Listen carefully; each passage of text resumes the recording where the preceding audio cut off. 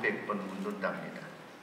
작은 것에도 깔깔거리고 웃고 싶지 않는 것도 서로 묻고 그러거든요.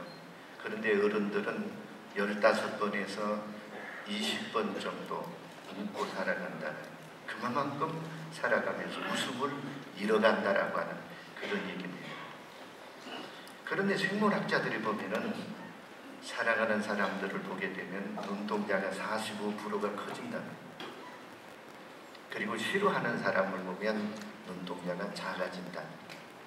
여러분들 지금 눈동자를 제가 보면 알 수 있어요. 아, 저분이 얼마만큼 하나님을 사랑하시는구나. 그리고 하나님을 싫어하는구나. 그걸 느낄 수 있어요. 제가 부담을 설교를 30년 넘게 했지만은 참 부담스러웠던 게 몇 년 전에 전국 남선교회 설교할 때 정말 부담을 많이 느꼈습니다. 두 번째, 오늘 바로 부담을 많이 안고 살아왔습니다. 설교를 시켜주셔서 너무 감사하기는 한데 너무 부담이 많이 나요. 아, 장로님들이랑 아멘도 안 할 것이고, 장로님들이랑 또 찬송도 안 할 것이고, 가서 저는 원고만 보고, 이미 원고는 드렸으니까 원고만 보고 설교하고 올 텐데 어떻게 하나 정말 부담을 갖고 왔는데, 어젯밤에 정삼수 목사님 설교하시는 거 보면서 근심이 쫙 가시더라고요. 아, 아멘도 하시는데 대단하게 아멘 하시더라고요. 찬송을 하시는데 대단하게 찬송하시더라고요. 아, 이게 홀이 공이 있어서 그러나 하고 끝까지 살펴봤더니 그게 아니시더라고요. 이번에 여름 수련회가 이만큼 우리 속에 영적인 재충전이 되어져서 그야말로 마음속에 하나님의 영이 충만해서 이렇게 우리 장로님들이 기도하시고 영적으로 재충전해서 돌아가면 한국교회는 뒤집어지겠다. 오늘 본문 설교 잘 선택했다. 그런 생각이 들어서요, 제가 잠을 솔직히 설쳐서 잠 못 잤습니다. 왜냐, 오늘 아침에 장로님들을 볼 것을 생각하니까 잠이 설쳐지더라. 그래서 나는 정삼수 목사님처럼만 해야 되겠다. 이렇게 올라와서 말씀 전하게 돼서 너무 감사합니다. 너무 귀해요. 이 사람은요, 인생은 각도 잡기 나름이더라. 전라도 목사님 한 분이 이랬대요. 서울의 강남에 가서 설교를 하는데 부흥 집회를 하셨다. 사실은 어디 가든지 가서 사투리를 안 쓴다고 하면 힘든 건데, 이 목사님이 부흥회를 하면서 조심조심 사투리를 안 쓰려고 엄청 노력했대요. 아니, 그런데 한참 설교를 하다 보면 맨 앞쪽에서 그 메모를 하시는 권사님 한 분이 계셨대요. 메모를 하시면서 은혜를 받으면 고개를 끄덕끄덕하고 고개를 반응을 보여주고 하니까 열심히 설교를 하는데, 이 목사님 오바가 됐어요. 너무 열정적으로 하다가 전라도 사투리가 툭 터져나가고, 예수님이 고난 받으시고 군병들에게 맞으시는데 허벌나게 맞아가지고 그래갖고 십자가에 돌아가셨습니다. 딱 이렇게 하니까 권사님 표정이 앞에 적다가 표정이 딱 굳어지더래요. 이게 걸렸구나. 이거 단어를 못 알아듣는구나. 쓰기는 써도 그걸 딱 걸렸더라는 것이. 그 나중에 설교 끝나고 내려가면서 이 목사님이 그 권사님 노트 필기한 것을 이렇게 봤대요. 그랬더니 아니나 다를까 허벌나게 이건 헬라어 그래갖고 히브리어 이렇게 써놨다. 참 어떻게 보면 인생은 이게 각도 잡기 나름이더라, 그런 얘기예요. 데일 버크의 삶을 즐기는 리더십이라는 책에 보면 3V를 가지라 그렇게 말합니다. 첫째는 value란 말입니다. 자신만의 분명한 가치, 그리고 중요한 우선순위를 가지고 살아라, 그 얘기예요. 그리고 또 하나는 voice라고 하는데 소리, 하나님으로부터 들려오는 소리를 듣고 사는 사람은 흔들리지 않는다는 얘기예요. 그리고 또 하나는 비전을 품고 살아가는 거예요.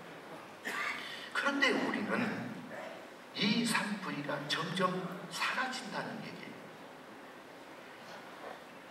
자신의 가치보다는 세상의 가치가 중요하고 세상의 가치에 나의 가치를 묻어버리니까 세상 소리, 세상 흐름, 그리고 세상의 가치관을 너무 뚜렷하게 들여다보니까 정작 들어야 될 하나님의 소리는 듣지를 못한다는 얘기예요. 그러니까 우리 인생에 방황할 수밖에 없는 거예요. 목표가 없는 거예요. 얼마 전에 어느 기록을 보니까요, 정신보건센터에서 2006년 어느 지역에 보니까 남성은 36%, 여성은 47%가 우울증에 시달리고 있다. 아니 60년대는 87달러밖에 안 되던 GNP 국민소득이 지금은 2만 달러, 그러니까 200배가 증가했는데도 불구하고 우리에게는 행복하지 않다는 얘기예요. 왜 그렇습니까? 성취 지향적이기 때문에 그렇다는. 인간관계를 다 끊더라도 남보다 성공해야 되고, 인간관계를 부자 관계를 끊고서라도 성공해야 되고, 이게 오늘날 실정이라고 합니다. 이게 오늘날 우리들의 모습이라고 합니다. 그러다 보니까 우울증에 걸립니다. 그러다 보니까 관계가 끊어진다고 합니다. 불안감, 식욕이 상실되고 대인 기피증이 생기고 아픈 사람이 점점 더 많아진다고 합니다. 기억하십시다.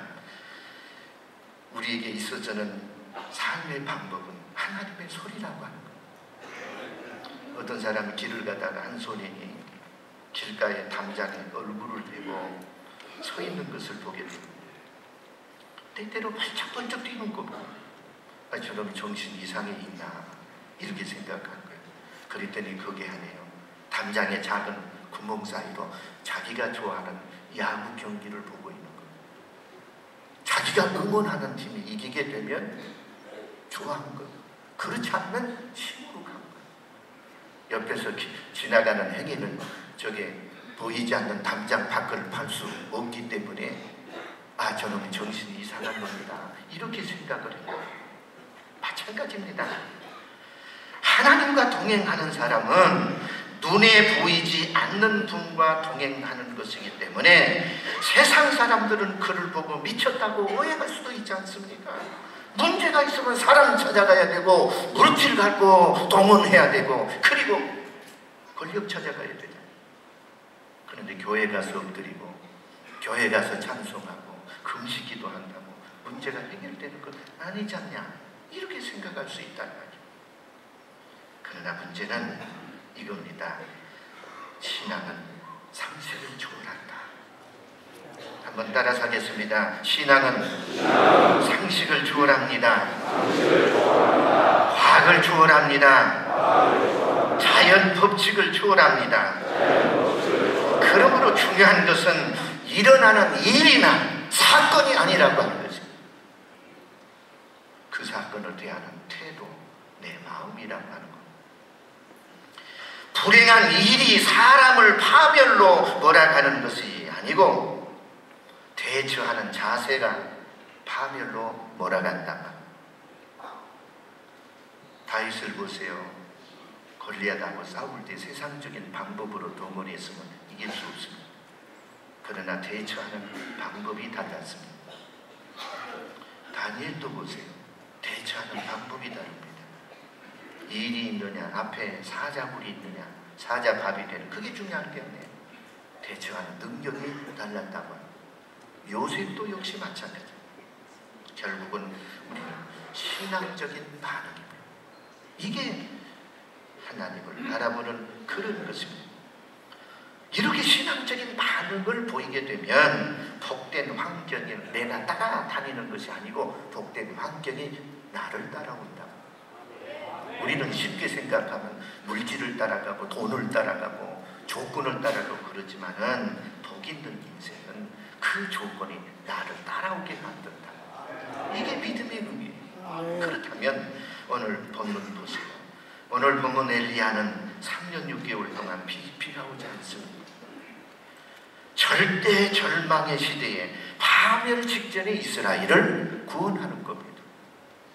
엘리야가 그럴 수 있었던 비결은 무엇입니까? 오늘 본문 보면 세 가지로 볼 수 있습니다. 첫째는 41절 말씀. 우리 다 같이 크게 한번 읽겠습니다. 41절에 시작. 엘리야가 아합에게 이르되 올라가서 먹고 마시소서. 큰 비소리가 있나이다. 엘리야는 현재 지금 마른 하늘입니다. 3년 6개월 동안 비가 오지 않았습니다. 거기에도 갈멜산상에서 수많은 사람이 있게 되는 겁니다. 그런데 소리를 듣게 되는 거예요. 결국은 믿음의 사람은 남이 듣지 못하는 소리를 듣더라고요. 보세요. 야고보서 5장 17절로 18절 보니까 엘리야가 특별한 사람입니까? 처음부터 특별한 사람? 그게 아니거든요. 말씀에 보면 성정이 같았다. 이 의미는 뭐냐? 우리와 성정이 같다고 하는 것은 실수할 수도 있고 낙심할 수도 있고 연약할 수도 있고 방황할 수도 있다. 그런데 이토록 능력 있고 이 메마른 땅에서 메마른 하늘에서 소리를 들을 수 있었던 것은 듣는 소리가 달랐다고 하는 거예요. 결국 영의 귀가 열려 있었기 때문입니다. 윌슨이라고 하는 사람, 미국의 한 남자가 회사에서 해고를 당합니다. 생각해 보세요. 젊은 나이에 해고를 당한다고 하면 인생이 끝난 겁니다.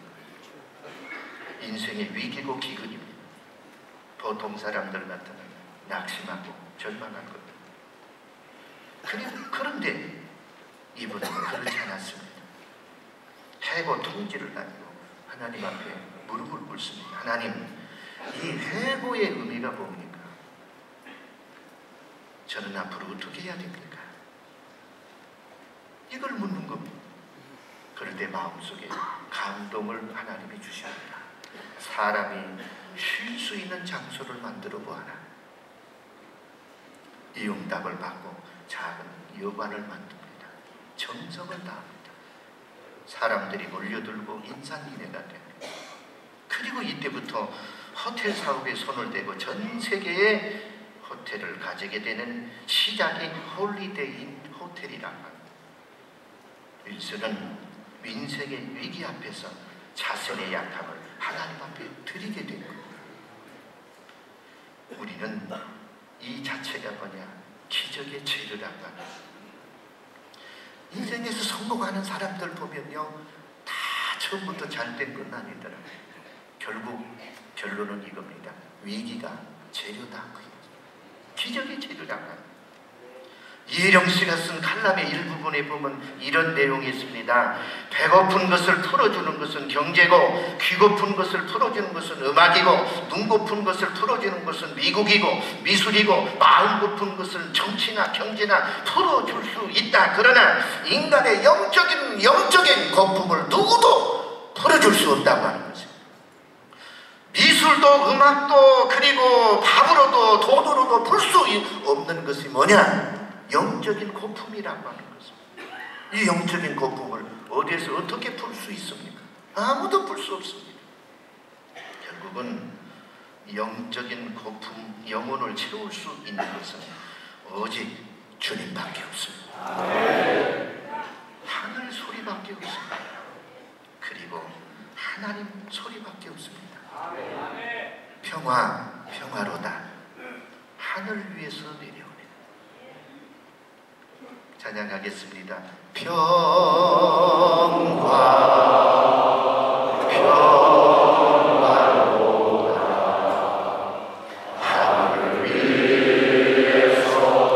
그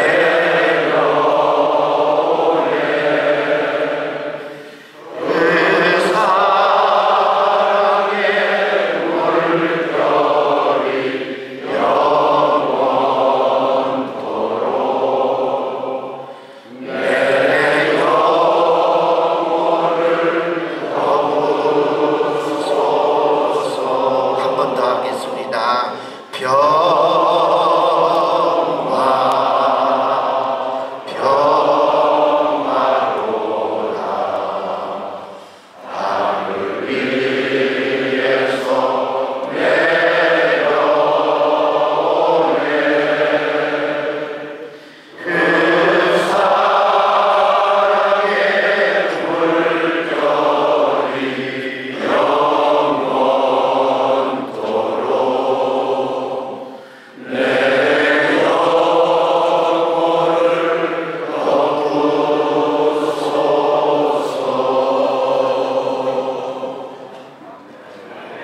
기적의 사람은 하늘의 소리를 듣는 사람인 줄 믿으시기를 바랍니다.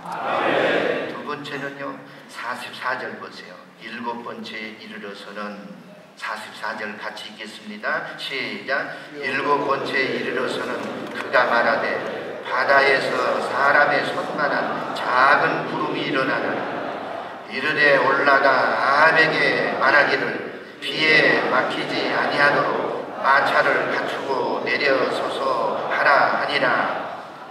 따라서 하겠습니다. 기적의 사람은 믿음의 눈이 열립니다. 3년이 넘는 가뭄에 손만한 작은 구름이 무슨 의미가 있어요? 하늘에 떠있는 구름이 무슨 의미가 있어요? 그런데 손만한 작은 구름에 엘리야는 큰 비를 본 것입니다.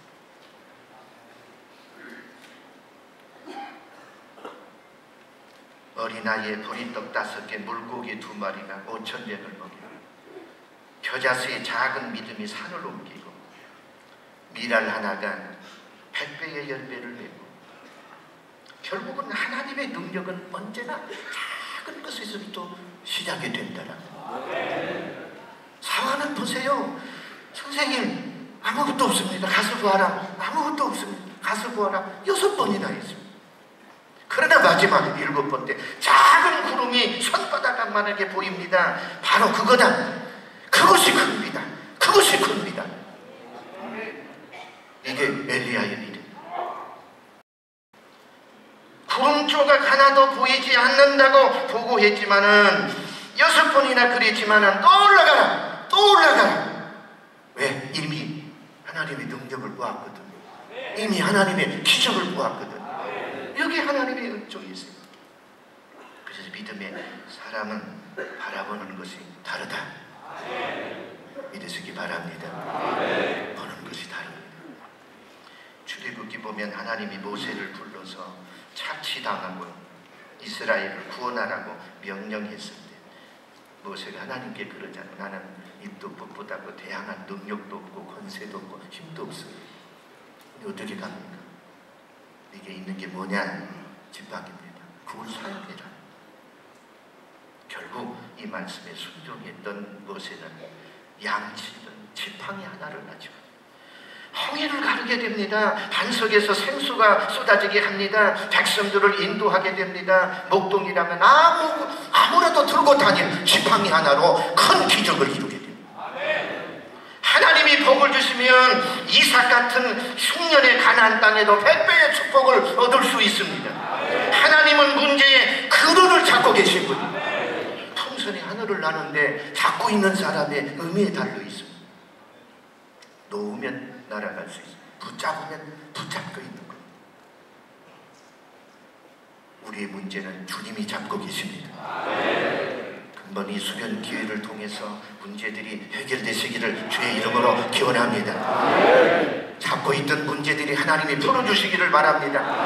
교회로 돌아가시기를 이 자리가 복된 자리가 되시기를 바랍니다. 안 된다고 말하지 말고, 불행하다고 말하지 말고, 가진 것이 없다고 말하지 말고, 실패도 예언하지 말고, 메마른 땅에 종일 걸어가는 인생의 한 모퉁이의 은혜의 비, 축복의 비가 맞아주시기를 바랍니다. 이게 하나님의 축복이라고 합니다. 작은 손바닥만한 구름 속에서 기적의 불을 바라보고, 이게 뭐냐? 은혜의 소낙비요, 축복의 소낙비요, 기적의 소낙비요. 산만한 작은 구름일지라도 하나님의 믿음을 내 가슴 속에 담는다면 그것이 큰 비의 축복인 줄 믿으시기 바랍니다. 그렇기 때문에 소중한 내 남편이 영적으로 거인 될 줄 알았는데 별 볼 일 없다 이 말이죠.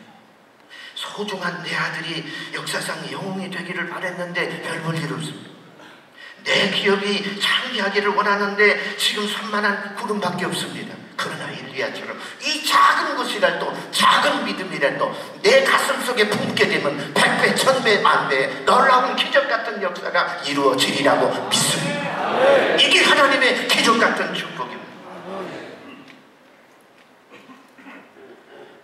저는 고향이 고추장으로 유명한 순창입니다. 과거의 사실들을 다 기억할 수는 없지만 저는 평생 동안 이 경험을 가슴속에 안고 살아가면서 목회하는 데도 도움을 줘요. 초등학교를 다니는데 이게 초등학교 때 제일 하이라이트는 달리기지 않습니까?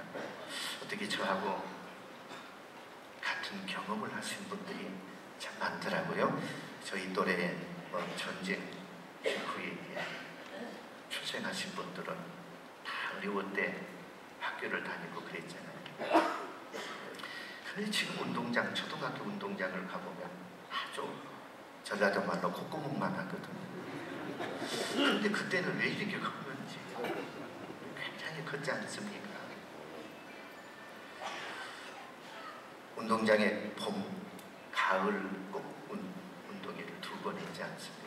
2번 하다 보면 마지막 하이라이트가 달리기. 제가 1학년 때부터 4학년 때까지 한 번도 1등을 해본 적이 없어요. 우리 어머니가 너는 가서 1등도 못 해오냐? 이런 얘기를 듣고 살았어요. 1학년 때상 왜 하지 못하는 이유가 하나 있었습니다. 우리 반에 달리기 선수가 하나 있었어요. 그놈 빼놓고 내가 2등을 했거든요. 이거 4년 동안 1등을 못하니까 안 되겠더라. 그때 하나님께 기도했어요. 가을 운동회 때 하나님 저놈 다리가 부러지든지 아니면 나를 좀 어떻게 하든지 좀 해주세요. 그런데 안 나올 줄 알았더니 그날도 나왔더라고요. 달리기 합니다. 마지막에 자 그날따라 방법이 좀 달리더라고요. 달리기를 잘 하는데 장애물 사다리도 달리고 그물도 달리고 그러면서 본부석 앞에 가면 그 앞에다가 함을 만들어 놓고 뽑혀진 사람과 같이 갈 때 우승하는 거예요.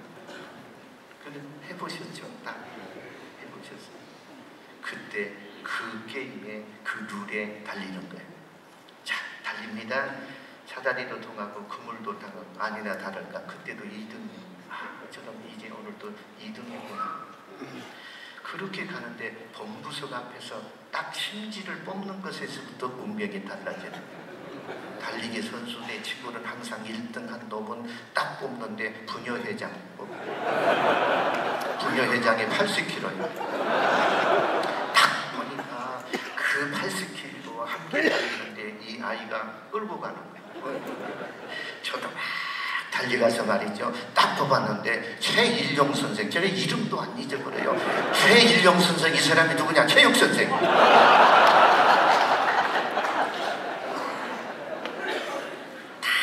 이렇게 달려가는데 걔는 그 부녀회장 끌고 막 가느라고 심딱 빼는데 저는 체육 선생이 달려가니까 말이죠.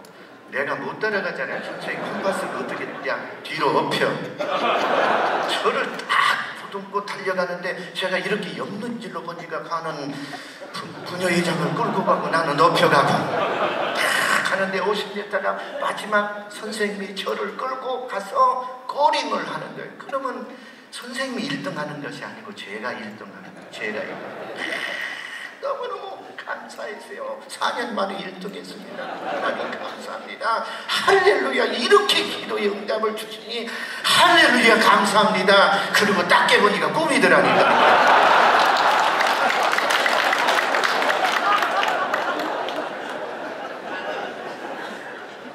그런데요 보세요. 제가 웃자고 하는 얘기가 아니에요. 제가 평생 목회하는데 이 부분을 생각하면서 2가지를 생각합니다. 아하, 간절한 기도는 꿈속에서도 응답된다. 이게 첫 번째. 그리고 또 하나는 내가 못하면 주님은 나를 업어서라도 하고. 제가 개척한 지 26년째 하루도 이 사실을 잊어본 적이 없습니다. 내가 못하면 주님이 하신다. 내일은 주님의 일이다.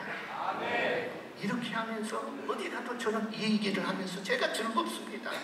그리고 내일 또 이걸 생각합니다. 달리기를 생각합니다. 이것이 늘 나의 간증. 찬양이요. 이것이 나의 간증이요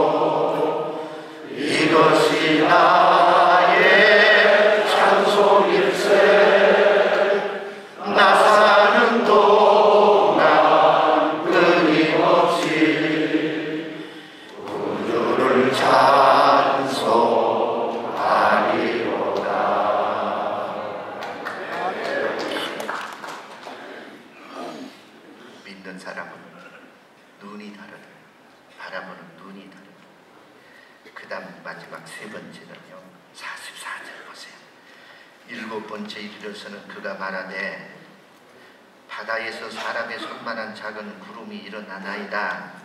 이르되 올라가 아합에게 말하기를 귀에 막히지 아니하도록 마차를 갖추고 내려가소서 하라 하니라. 따라서 하겠습니다. 기적의 사람은 말이 다르다. 지금 예언을 하고 있는 겁니다. 손바닥만한 작은 구름에서 이제는 비가 오니까 왕이시여 마차를 갖추고 얼른 가세요. 얼른 가세요. 엘리야가 예언을 하던 당시는 1100일이 마른 하늘입니다. 이슬비가 온다고 하는 것도 아니고 가랑비가 온다고 하는 것도 아니고, 그런데 이런 얘기를 합니다. 45절 보세요.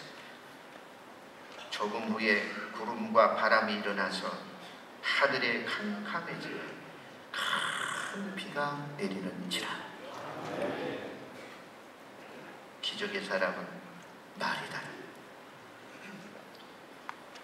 자, 기적의 사람, 신앙 안에서 믿음의 확신 있는 사람, 엘리야는 그 마차 앞에서 피를 흠뻑 맞고, 아마 46절 보니까요, 여호와의 능력이 엘리야에게 임함에 그가 허리를 동이고 이스라엘로 돌아가는 곳까지 아합에게 달려갔더라. 이 말은 하나님과 감사, 기쁨을 표현하는 행입니다. 하나님이 주신 비가 너무 감사, 너무 귀합니다. 비를 맞아 감사하다는 거예요. 그분만이 내 힘이고 그분만이 내 능력이시다. 하나님을 알지 못하는 사람은 힘차게 달릴 수가 없습니다. 우리 모두 응답의 빗길, 이제 축복의 빗길 속을 달릴 수 있기를 바랍니다. 메마른 땅에 걸어가면서 언젠가 우리 가정에, 한국 교회에, 그리고 이 민족 가운데 복된 장래기를 부어주실 줄로 믿습니다. 우리가 살고 있는 시대는 참으로 건강하지 못합니다. 한마디로 정상이 아닙니다. 고통스럽고 불안합니다. 그런데 엘리야는 손만한 작은 구름 속에서 큰 비 구름을 봅니다. 천둥소리, 우레소리를 들었습니다. 이게 엘리야의 위임된 신앙. 노만 빈센텐 목사님이요, 목회 성공하게 된 이유가 이 간증 때문입니다. 당신은 후두염에 고생을 하면서 병원을 찾게 됩니다. 그런데 늘 목사님을 치료하던 의사가 그날따라 안색이 좋지 않은 목사님에게 묻습니다. 목사님, 걱정되는 일은 있습니까? 그랬더니 예, 설교사에게 지쳐 있습니다. 어려움 당하는 성도들 보면 내가 어려움 당하는 것뿐 아니라 마음이 아픕니다. 많은 사역을 감당할 수 없어서 안타깝습니다. 그때 의사가 말합니다. 목사님, 문제를 보지 말고 하나님을 바라보십시오. 이게 거꾸로 된 거예요. 거꾸로.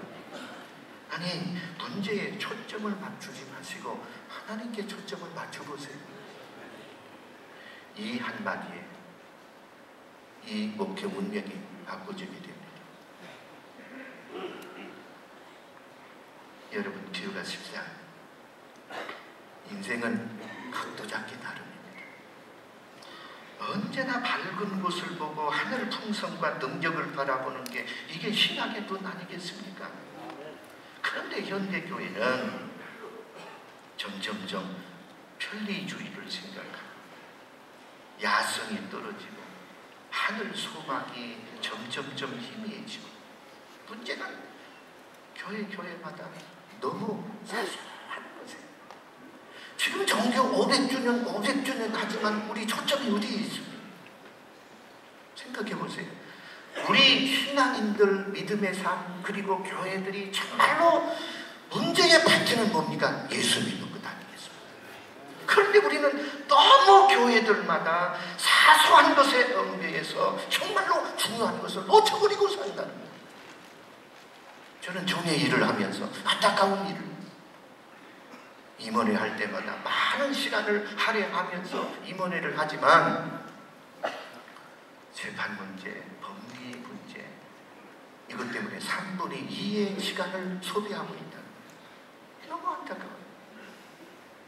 좀 정책적이고 진취적이고 복음적이고 실제적인 일을 했으면 좋겠는데 그게 아니더라니까. 보세요. 모든 결론은 축복도 하나님이 주셔야 됩니다. 병도 하나님이 고쳐주셔야 됩니다. 교회 문제도 하나님이 풀어주셔야 됩니다. 사람은 해결할 수가 없는 것입니다. 오직 하나님이 풀어주셔야 됩니다. 오늘 장로님들이 수련회를 마치고 돌아갔습니다. 이제 엘리야가 복된 장마비를 몰고 달려간 것처럼 축복의 복음의 장마비를 몰고 가시기를 주의 이름으로 기원합니다. 수련의 기간 동안 은혜 받은 이 작은 손바닥만한 구름 같은 것일지라도 각 지역의 교회로 돌아가면서 영의 귀가 열려주시기를 바랍니다. 눈이 열려주시기를 바랍니다. 영의 입이 열려주시기를 바랍니다. 이 벅찬 감격을 안고 지교회로 돌아갔을 때 하늘의 축복의 단비는 평생도록 내 재단, 내 가정, 내 지역의 삶 속에 함께 내리셔서 부흥하고 흥왕하고 영적인 축복에 함께 하시기를 주의 이름으로 기원합니다. 다 같이 두 손 들겠습니다. 하나님 아버지, 우리가 이번 기회를 통해서 은혜를 받았습니다. 지도자 된 우리 장로님들 은혜를 받았습니다. 엘리야처럼 복된 장마비를 주의 재단에 몰고 가게 하여 주옵소서. 축복의 비를 몰고 가게 하여 주옵소서. 시로의 비를 몰고 가게 하여 주옵소서. 우리 다 같이 주여 삼창하고 통성으로 기도하겠습니다. 주여! 주여! 주여! 하나님 아버지, 하나님의 놀라우신 사랑의 능력의 비를 하나님 아버지 엘리야처럼 몰고 가게 하여 주옵소서. 축복의 비를 몰고 가게 하여 주옵소서. 주여 은혜의 비를 몰고 가게 하여 주옵소서. 생명의 비를 몰고 가게 하여 주옵소서. 은혜의 단비를 몰고 가게 하여 주옵소서. 입이 열어지게 하여 주옵소서.